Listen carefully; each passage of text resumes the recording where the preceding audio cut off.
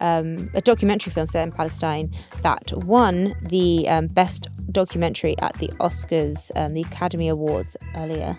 And it's the first ever Palestinian film to do so. Yes. So it's huge. What did I do this weekend? I watched Adolescence. Like most people. Netflix are really running with this as a one-shot. Is it all one shot? That's what I've read. The one where he's running out of the school, which is like the one where everyone's like, how do they do it? While they're filming, they attach the camera to a drone and the drone lifts off. So it is. Hello everyone. Today we're going to be speaking about the Palestinian Oscar-winning documentary film, which is coming to the UAE. And the Netflix show Adolescence, which has tackled toxic masculinity. This is Culture Bites coming to you from the National News every Thursday. I'm Enas and Farah. And I'm Farah Andrews. Hello. Hi, how are you? I'm really well. How are you? Yeah, I'm good, thank you. How's everything going? Yeah. Wedding planning? Oh gosh, I didn't think you were going to ask about that. Yeah, I mean, that is 80% of my brain at all times. I love it. My 40th is coming up, so... Oh, so 40th planning. 40th planning. Same month. Same month. I know, it's a big month. Big month. It's a big month. There's going to be lots of parties. Yeah, I'm planning on doing like a desert thing, but I feel like everyone does a desert thing, but we can talk about that like off camera. I would have said I don't think everyone does do a desert thing. So, okay. Well, you're getting your invite soon. How exciting. So Yeah. it's, what, no, let's not talk about this off camera. Should we talk about it now? Yeah, I think we already are. So do you mean kind of like a kind of nice like meal in the desert kind of setup, or just going into the desert? Or oh no, party? I'm talking like quad bikes and like Bedouin desert themed party where everyone flies into. Flies into? Yeah, it's not going to be in this country. Oh, I know. I'm twist. thinking about taking it back to my origin story, which my brother and sister keep telling me not to do this. Don't call it your origin story. You're not a Marvel character, but my origin story is Jordan. So. I think, I mean, it relates to this. Like, it's your origin story. You sound a little bit like a supervillain. Is that how you want to pitch yourself? I am a supervillain. Well, I think in my mind, I wish I had the cool supervillain outfits. Then it would be quite supervillainy, like a cape. You can make that happen. I can make that happen for my it would for be my quite birthday. chic to wear a cape to your birthday. Now you've said it. That's all I'm thinking about. There will be a hooded cape for my birthday, not wedding. Maybe to your wedding though. My friends have suggested that I wear a cape. I'm not going to wear a cape. Like a little Red Riding Hood. I said I look like Father Christmas. Or like the Black Widow. Do you remember that advert? Different. In the UK. Wasn't that like the Scots? Oh, Scottish Widow. Yeah. My grandfather had a bit of a crush on her. God rest his soul. Grandad Michael. He always went quiet when she came on the screen. Oh, sorry, I've hit the mic with my papers. We've gone off piece, but I'd like to let's bring it back. Let's bring us back. We have spoken in the last couple of weeks, obviously, about No Other Land ever since its historic Oscars win. And so for anybody who didn't listen to our episode a couple of weeks ago on Oscars Day, it is a film set in Palestine, a documentary film set in Palestine that won the best documentary at the Oscars, the Academy Awards earlier. And it's the first ever Palestinian film to do so. Yes. So it's huge, big news for Palestinian representation at the awards. So the film is co-directed by two journalists, one Palestinian and one Israeli. And the film is... it kind of follows the struggles faced in a West Bank village, looking specifically at kind of the real power struggle between Israeli settlers and Palestinian people that live in the village. So something that's been very challenging for this film is kind of how it's got eyes, because it's not had a... North American distributor. Mm-hmm. We said a couple of weeks ago that it is possible to watch it in the UK. So you can watch it was shown on Channel 4, and I believe now it's on Apple TV in the UK. Yes. It's not, to my knowledge, you cannot stream it in the US. And it is not available currently to stream in the UAE. So you can't find it on Apple TV in this country at the time of me speaking. Yet.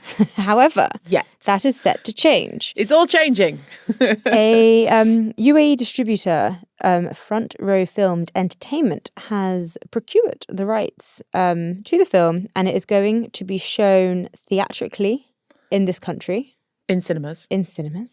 And then it will be streamed. Okay. So, what does that mean? That means we'll be able to see it in cinemas first, and then after it will be on a streaming platform. We do not know which one yet. Oh, it's going to sell out an Akil. Al Sakal's going to be heaving like that comes out. I think, yeah, for sure. But hopefully Cinema Akil is fantastic, but it is an independent boutique cinema. I have hopes that it's going to be in kind of like broader cinema distribution. I mean, not just one cinema. Just all of them. Yeah.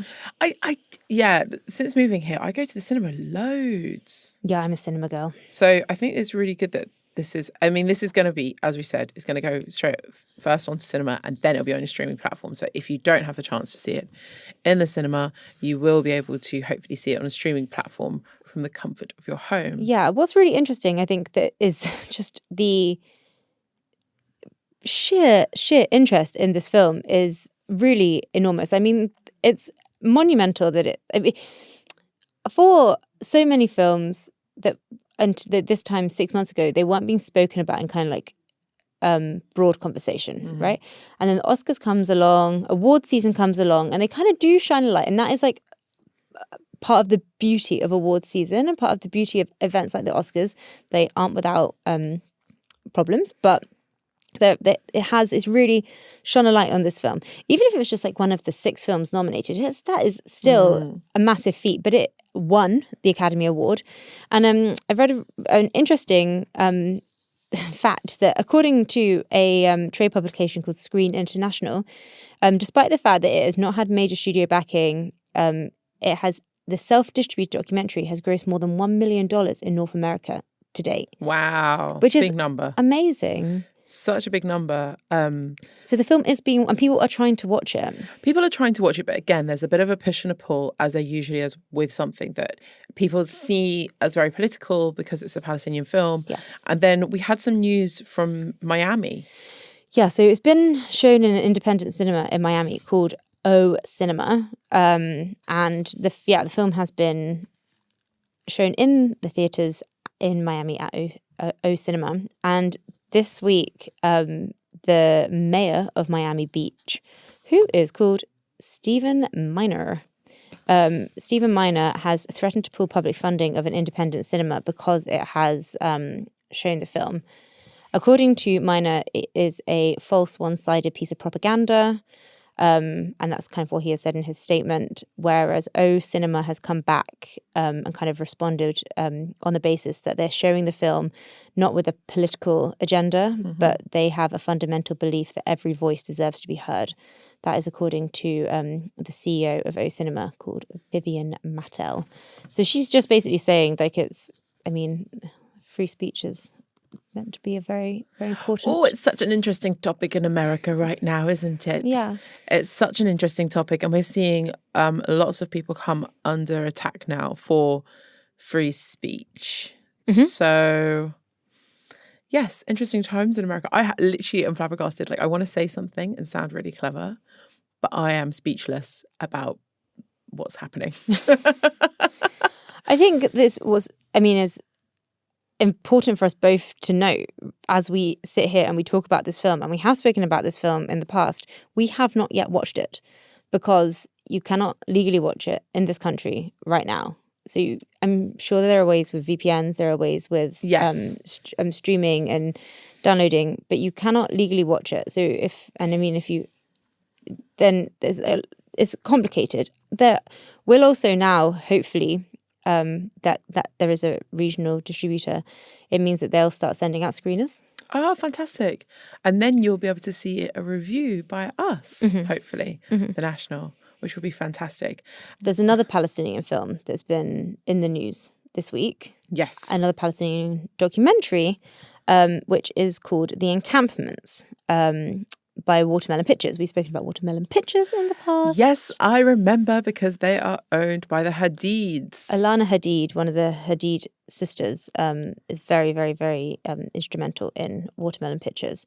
So The Encampments is a documentary about the student-led protests at Columbia University in the US, which we have been much spoken about, much discussed, much covered by our newspaper. And it really was a cultural phenomenon at the time. And I feel like there's still that kind of beating heart around these protests, because they started in Columbia, if I might be mistaken, but they started in like one university, and then suddenly they were spread across America. And really, like, we found people not knowing quite how to react to them. Was it, that we shut them down? Is it freedom of speech? Is it this? And it really brought up a lot of it's extremely complex. Beyond complex. Yeah, beyond complex. So we had somebody who was instrumental in those protests, who is filmed and is part of this documentary called The Encampments, is a Palestinian activist named Mahmoud Khalil. Yeah, so he takes part and he's interviewed for the documentary, and then kind of in the last 10 days he has been arrested. He's been detained. Yes. And as of us filming this now, he's still detained. Yeah, and he faces deportation despite having no charge and legal right to live in the US. Yeah, so he has, in the US they have a system where they have a green card, which means you're allowed to live in the US, which I think everyone knows what green card is, because it's kind of like so spoken about. But he has a green card, and he hasn't actually done anything wrong by leading these protests. However, I think the big thing is that a lot of the kind of details around his arrest haven't been released. And so he's been detained, and he's got a pregnant wife. And oh no! Yeah, so he is currently, at time of speaking, he is still being detained in the US. But in this clip that is part of The Encampments, he talks about growing up in a refugee camp in Damascus. He talks about his grandparents fleeing their Palestinian village during the Nakba. And so it's a very powerful and timely clip. And then so the fact that there is this person that has been arrested for protests that took part on university campus, a university campus specifically for him, but then more widespread, and kind of like the complexity of what were they allowed to do, what weren't they allowed to do, when were the police overstepping, when weren't they, and when were authorities overstepping, and then got the kind of like conversation around their being able to continue at the colleges that they were studying at. Yeah. This is where it becomes, so it's an enormous topic. Yeah. And then he has been interviewed about taking part in these protests, and then kind of in tandem arrested. And so it's pretty, I don't know if it's unprecedented, because it's very impactful that his arrest is taking place, and then there's also this kind of documentary footage that's been filmed. Yeah, and it's been going viral. Topic. Yeah. So it's been going viral. There's a clip of him, I believe Watermelon Films put it out, of him during the filming of The Encampments. So his they released it last week. Yeah, his story is really going viral right now, but also for, a good reason, because no matter what side of the fence you're on, it's very, very worrying times where somebody who has got a green card is being, threatened with deportation in America right now. So very interesting to see how this pans out, and then what this will mean for everybody else who took part in the protests, and what does this mean now for people who've just recently moved. Sorry to bring comedy back into this, but I am very aware that we only just watched Mo Ahmed, and in Mo Ahmed they say they're going to deport him, right? But he's Palestinian, so they can't. So he's literally like, can't be deported. So they're like, yeah, you're deported, and he's like, but I'm Palestinian, so they won't send him back to Palestine. So what happens to him? I don't know. What will happen to Mahmoud Khalil?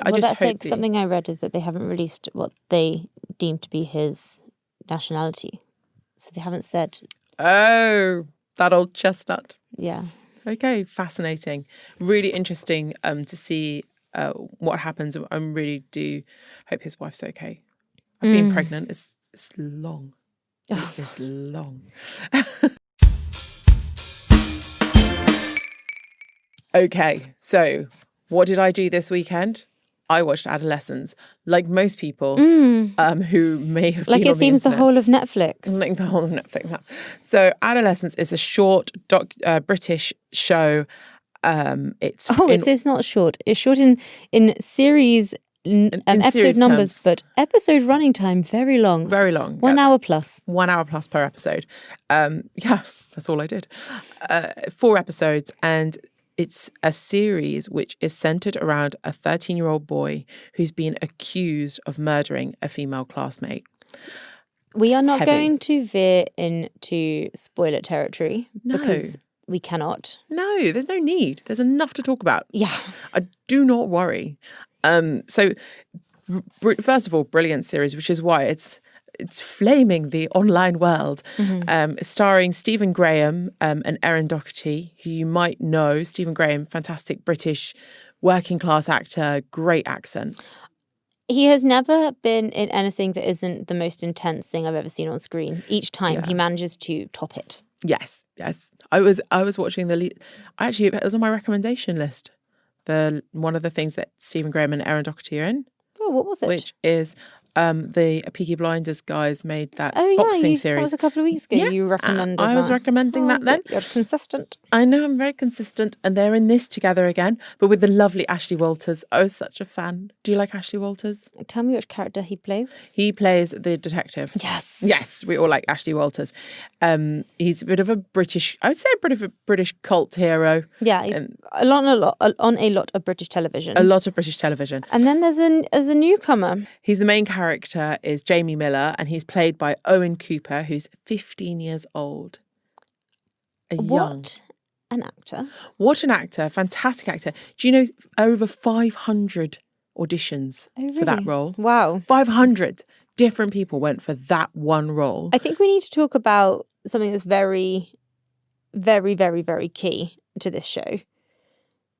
The episodes are shot in one take. So the camera literally follows the progress, the scene around, and it really adds to it's already so intense. The subject matter is harrowing and it's incredibly intense. My point of view, I was watching this little boy is what Jamie looks like. He looks like a little boy. You're kind of thinking, this must be a mistake towards the beginning. And then you're kind of like wanting to protect him, and he seems so vulnerable. And you're watching this theatre. It feels like theatre. Yes. Unravel as the characters move around, and the camera just is always, it's one shot, and it never breaks, and it is so intense. I think that's something. So I think it's something that has been kind of like why it's been given so much attention is for this incredible technique and way they've been filming.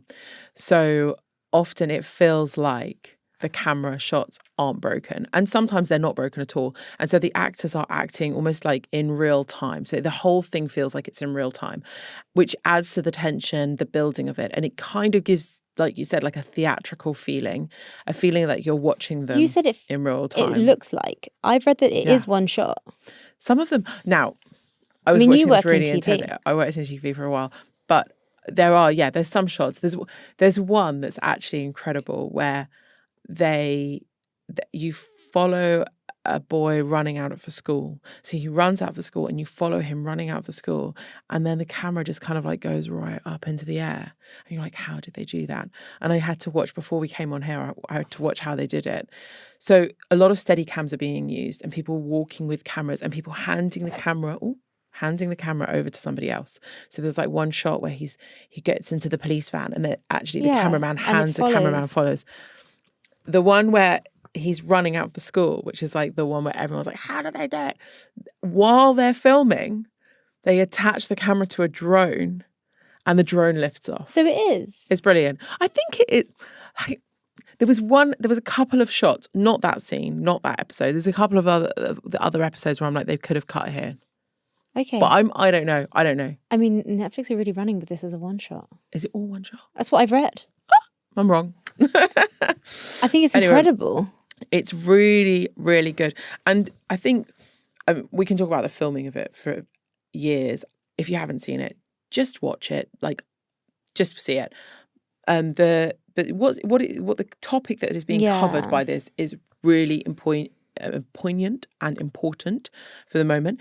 The larger theme of this film is toxic masculinity and internet culture for young people.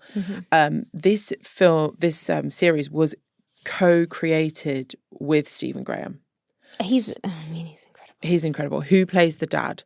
So Stephen Graham plays the father, and he has been talking in lots of different interviews at the moment. He said that actually the series was inspired by real life stories. He read in the newspaper on 2 separate occasions that young boys had killed young women. And I say young boys and young women, I mean young girls, boys. Mean boys and girls. Yeah, because, and he's just talking about, the different things that people are exposed to.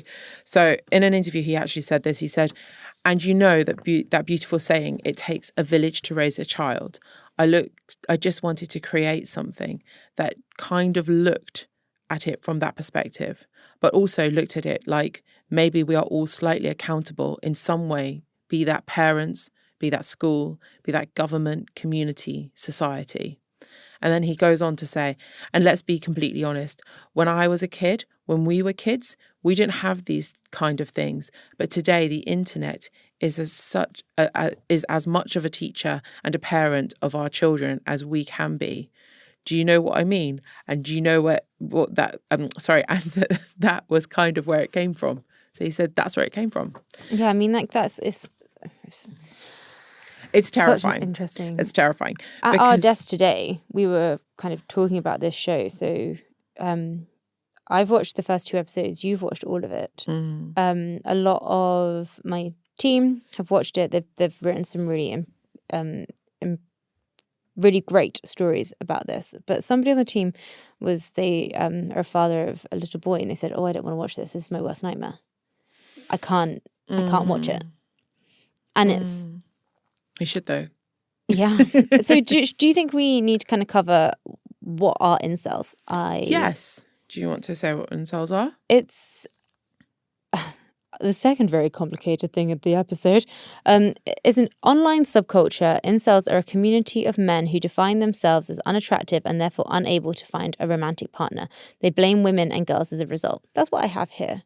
I would say it's my understanding of incels it's a kind of self-feeding community, and it kind of feeds on a lot of anger and hate directed at women, often because I think it's kind of, so yeah, they define themselves as unattractive is what it says here.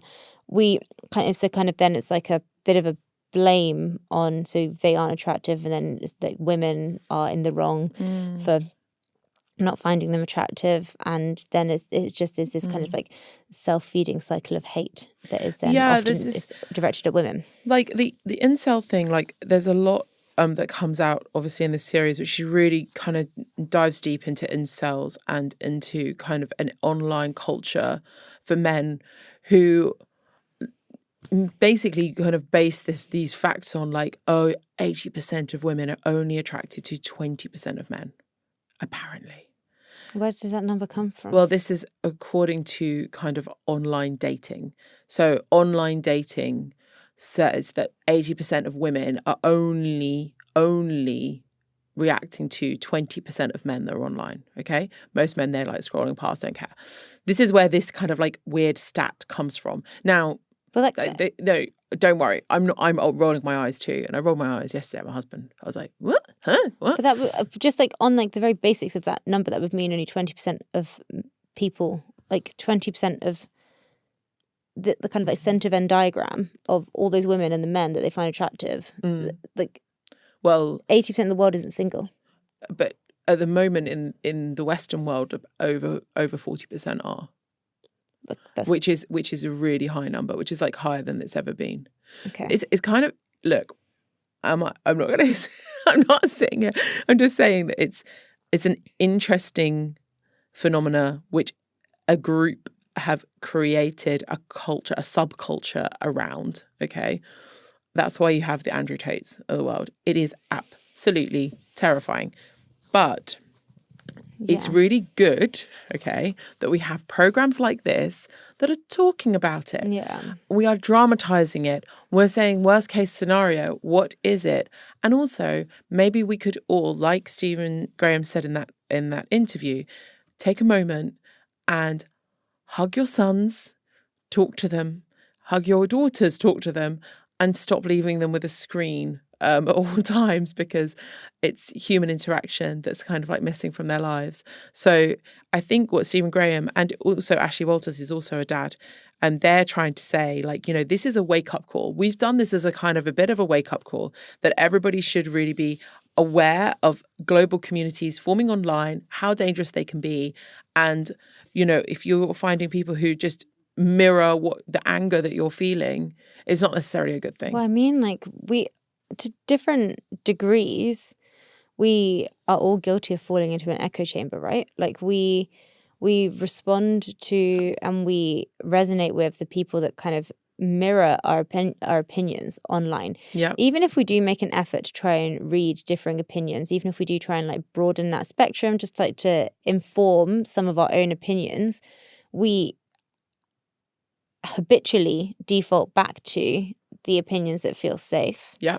It's why when big political moments happen that come as a shock, it's because you've only read the same 40 opinions by people that kind of think the same thing as you for the 3 months leading up to these monumental moments, particularly in politics. And then that's kind of one example with like primarily like older age groups. And then if that's like filtered down and down and down, then we kind of get to these worlds where, and there are so, I mean, technology is a part of childhood now, right? And it's also like fascinating that the way it's like our interactions with technology kind of what defines each of our generations. Yeah.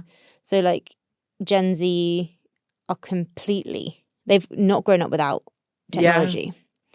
Gen Alpha, they are they're computer literate from like toddling. Toddlers with iPads. And the fact that so like Gen Zs and now older Gen Alpha, they know more about the internet often than like their parents. Oh yeah, my 9-year-old can give me makeup advice. No, it is, and like I think this is a real sign for like maybe a bit of a wake up call. Not in the sense that we should just take all technology away from children. I mean, that's not the answer because That's it can't be done. Because it can't be done. But what we should be doing is banning phones for under 18-year-olds. Point blank, just ban them. That would Am I about to be like the grumpy old lady that's like, and then that you've got like a school saying use an iPad. Like an iPad can do everything a phone can do. Yes, but I just feel like you look a bit daft with an iPad. It's not as movable. I mean, that is true. They aren't as mobile. I don't know. I'm just like, I mean, it's made me think about everything for my kids. Just making sure that I'm not, you know, becoming too lax. And it's true, like what he said in another interview, what Stephen Graham said, which is that now you can send your child up to their bedroom.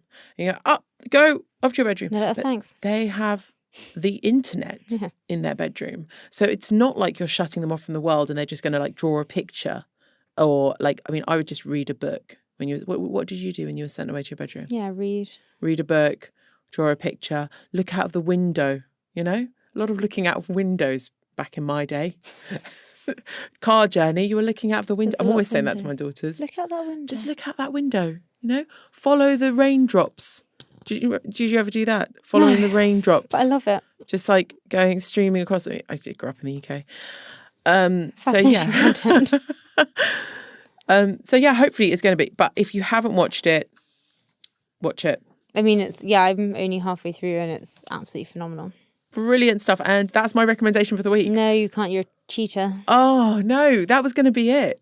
If you read the messages, I said, if you don't want to talk about adolescence, that'll be my recommendation this week. Oh, she's done it. I don't know. Fine. I mean, it can be a recommendation if it took up all your weekend watching. Getting told off a lot today. That's okay. You can tell me off some more.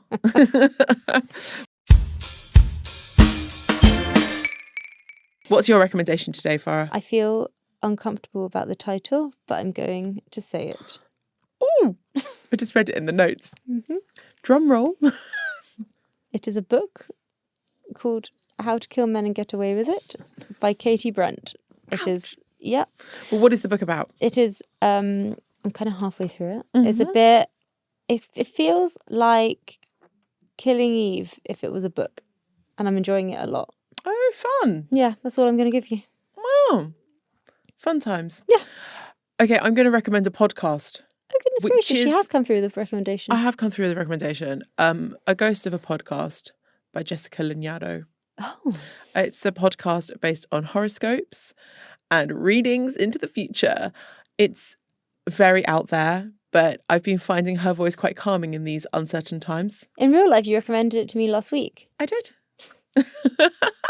See, she's a lady of her word. Yeah, you are. You're true to what you're saying. I am very true to what I'm saying. So if you haven't ever heard it, it's actually recommended by a friend as well. But it's the name of the podcast is A Ghost of a Podcast, and it's on all podcasting streaming platforms. Fabulous. Yeah, lovely. Well, I think that's it for today. Yeah. That's it for today. Thank you so much for listening. This has been Culture Bites. And be sure to follow the National Arts on Instagram and catch new episodes of Culture Bites every Thursday. Bye.